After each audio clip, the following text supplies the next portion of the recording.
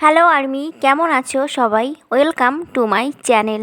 Army, তোমরা তো অনেকেই জানো আমাদের ভি 4ই অক্টোবর কোরিয়া থেকে প্যারিসের উদ্দেশ্যে রওনা দিচ্ছে তার সেলিনের ফ্যাশন উইকের জন্য।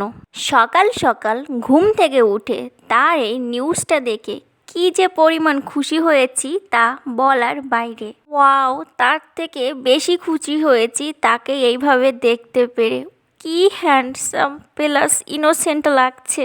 5 তারিখ মানে আজ তার ফ্যাশন শোর অনুষ্ঠানটি আছে। জানি না আর কত কত আউটফিটে তাকে দেখতে পারবো। আমি তো খুব এক্সাইটেড তাকে ভিন্ন ভিন্ন আউটফিটে দেখার জন্য। আর্মি, তোমরা কি এক্সাইটেড? যাই হোক, ভি সেফলি প্যারিসে পৌঁছে গেছে আর পৌঁছে যেয়ে ডিনারের জন্য বেরিয়ে পড়েছে। এই যে তাকে কালো আউটফিটে দেখছো, এটা তার ডিনারের আউটফিট। ডিনারের আউটফিটটা যদি এতটাই সুন্দর হয় তাহলে ভাবো একবার তার শো এর আউটফিটগুলো কতটা সুন্দর হবে। ডিনারে যে সে অন্যান্য মেম্বারদের সাথে ছবিও তুলেছে, সেটা আবার তার ইনস্টাগ্রামে পোস্ট দিচ্ছে। আমাদের প্রিন্সেসকে পুরো প্রিন্সেসের মতো হোটেলেই থাকতে দিচ্ছে। প্যারিসের প্রিন্স দ্য গ্লাক্স এই হোটেলে আমাদের ভিকে থাকতে দেওয়া হয়েছে। শুধু একবার হোটেলের ভিউগুলো দেখো, জাস্ট ওয়াও। আসলে আমাদের ভি এগুলো ডিজার্ভ করে। একে একে যখন আমাদের 6 রাজাকেই দেখতে পেরেছি, আমারও মনে হয় খুব তাড়াতাড়ি আমরা আমাদের 7 রাজা অর্থাৎ বিল্লুকেও দেখতে পারবো।